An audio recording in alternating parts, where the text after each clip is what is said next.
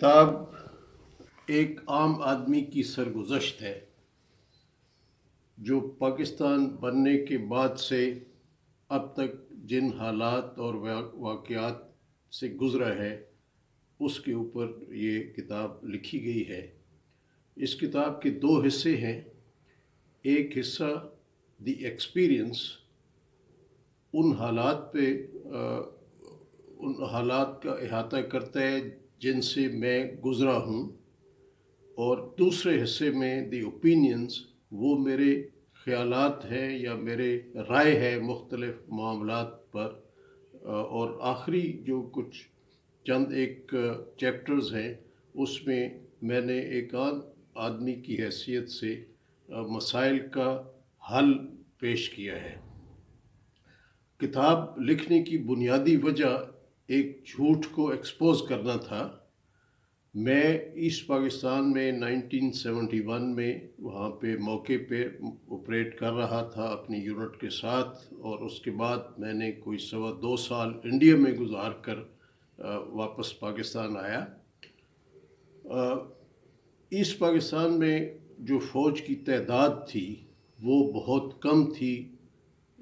جو بتائی گئی ہے یہ بہت بڑا ایک غلط بیانی تھی، بہت بڑا غلط پراپیگنڈا تھا۔ ٹوٹل وہاں پہ فوج کے تقریباً 23,000 انفینٹری کے لوگ تھے، اور ان کی سپورٹ میں 10,000 کے قریب مختلف آرم سروسز، یعنی ٹوٹل 34,000 فوج تھی، جس میں آرمی، نیوی اور ایئر فورس کے کنٹینجنٹ شامل تھے۔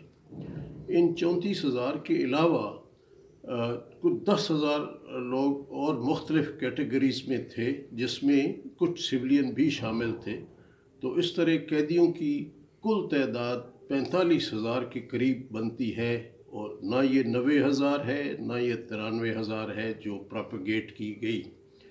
اس کی تفصیل لی جا سکتی تھی فوراً لڑائی کے فوراً بعد بھی۔ انڈین کی جو پبلیکیشنز ہیں ان میں بھی فوج کی تعداد ان سے بھی کیلکولیٹ کی جا سکتی تھی، لیکن نہ تو یہاں کے میڈیا نے، اخبارات نے، الیکٹرانک میڈیا تو یہ بہت بعد میں آیا ہے، بہرحال بیسیکلی اخبارات نے اور یہ لکھنے والوں نے اس کے اوپر کوئی غلط بات کو آگے بڑھاتے رہے، کسی نے اس کے اوپر توجہ ہی نہیں۔ ایسٹ پاکستان کا اصل معاملہ، اصل مسئلہ تو یہ تھا کہ ویسٹ پاکستان کی اس وقت کی جو رولنگ ایلیٹ تھی، انہوں نے ایسٹ پاکستانیوں سے جان چھڑائی۔ ایسٹ پاکستان میں کوئی انسرجنسی نہیں تھی۔ 1970 کے الیکشن کے بعد اسمبلی کا اجلاس ہی 3 مہینے 4 مہینے تک نہیں بلایا گیا۔ اس الیکشن میں بنگالیوں کی اکثریت تھی۔ اسمبلی کا اجلاس جب بلایا گیا تو اس کو پھر کینسل کر دیا گیا اور نئی تاریخ اناؤنس نہیں کی گئی۔ یہ سارا جو بدنیتی اور بے ایمانی تھی، یہ صرف بنگالیوں کو ان میں پاور جو ان کا حق بنتا تھا ان کو ڈینائی کرنے کی کوشش تھی۔ اس کی وجہ سے وہاں پہ ایجیٹیشن شروع ہوا، انارکی پھیل گئی ان مہینوں میں، اور آخر ان کی فوج کے جو ایسٹ پاکستان کی فوج کی یونٹس تھی انہوں نے بغاوت کر دی۔ اس بغاوت کو سے ڈیل کرنے کے لیے فوجی ایکشن لیا گیا 25 مارچ 1971 کو، اور وہ بغاوت بڑی 1 مہینے کے اندر اس کے اوپر قابو پا لیا گیا۔ عام بنگالی اس مسئلے کے اوپر پاکستان توڑنے کے خلاف نہیں تھے، نہ ہی انہوں نے پاکستان توڑنے کے لیے کوئی ووٹ دیا تھا عوامی لیگ کو۔ بنگالی یا ایسٹ پاکستانی بالکل پاکستان فوج کے خلاف انہوں نے کوئی کارروائی نہیں کی۔ پاکستان فوج کے خلاف کارروائی صرف ہندوستان نے جو ایک فورس تیار کی جس کو مکتی باہنی کا نام دیا گیا، اس کے ذریعے بارڈر ایریاز میں وہ کارروائیاں کرواتے رہے، اور آخر جب انہوں نے دیکھا کہ کوئی کامیابی خاطر خواہ نہیں مل رہی اور بنگال کی پاپولیشن پاکستان کے خلاف نہیں ہے، تو ہندوستان نے چاروں طرف سے تینوں طرف سے حملہ کر دیا، اور کیونکہ ہماری فوج وہاں پہ بارڈر کے اوپر پھیلی ہوئی تھی اور بہت کم تعداد میں تھی، تو ہندوستانی فوجیں گیپ جو بیچ میں ان کو ملے ان سے گزر کر سیدھا ڈھاکہ پہنچ گئیں، جس میں کوئی فوج تھی ہی نہیں۔ تو یہ کوئی انسرجنسی نہیں تھی، یہ ایک بہت بڑی ایک انٹرنیشنل فورسز اور لوکل ایجنٹس انہوں نے مل کر بنگال کو علیحدہ کیا، اور بہت غلط طریقے سے علیحدہ کیا۔ یہ ویسٹ پاکستانی ایلیٹ کی بدنیت تھی اور بے ایمانی تھی جس کی وجہ سے پاکستان ٹوٹا، بنگالی پاکستان توڑنے کے خلاف نہیں تھے۔ یہ میرا ذاتی تجربہ ہے جو بڑی تفصیل سے میں نے اس کتاب میں بیان کیا ہے۔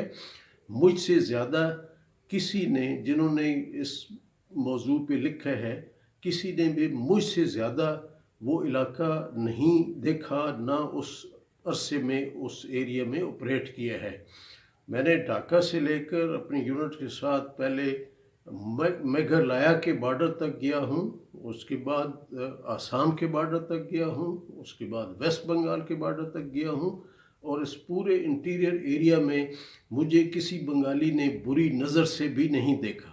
تو کوئی انسرجنسی نہیں تھی، یہ سب جھوٹ ہے، یہ سب غلط باتیں ہیں۔ یہ بھی ایک میں نے بڑی تفصیل سے یہاں پہ کتاب میں لکھا ہے۔ ان کی اصل وجوہات لوگوں کے سمجھ میں نہیں ہیں، اور نہ ہی اس کے اوپر کوئی زیادہ کام ہوا ہے۔ اصل میں پاکستان نے جب بہت تیزی سے ترقی کرنی شروع کی تو گلوبل فورسز نے اپنے لوکل ایجنٹس کے ساتھ مل کر پاکستان کو ہندوستان کے ساتھ، انڈیا کے ساتھ جنگ میں الجھا دیا 1965 میں۔ اس جنگ کی وجہ سے اس کے اثرات سے، اس کے برے اثرات سے ملک پھر نہیں نکل سکا۔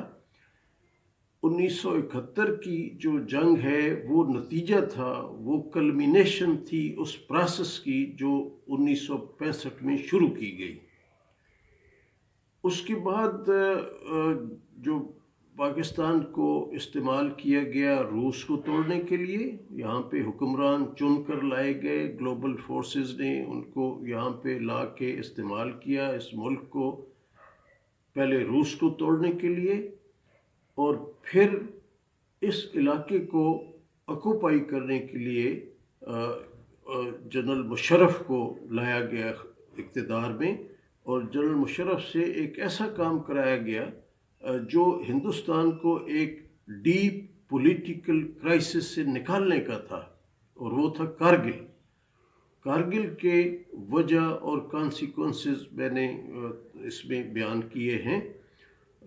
تو یہ جنگیں پاکستان کے اس کسی مقصد کے لیے نہیں تھی، یہ پاکستان کو ڈیمیج کرنے کے لیے، پاکستان کو نقصان پہنچانے کے لیے ہمارے اپنے لوگوں نے شروع کی۔ یہ ہم غلط کہتے ہیں، غلط بتایا جاتا ہے کہ ہندوستان نے اچانک حملہ کر دیا، نہیں، اصل بات کچھ اور تھی، بہت سے لوگوں کو پتہ ہے۔ اصل میں میرے ہم اثر لوگ بہت کم لکھا گیا ہے ہمارے ہم اثر لوگوں نے، اور اگر وہ اپنی بات لکھیں اور جنہوں نے لکھا ہے ان کو اگر پڑھا جائے تو بات بڑی واضح ہو جائے گی کہ جو پرسپشن ہے وہ بالکل غلط ہے، اصل حقیقت کچھ اور ہے۔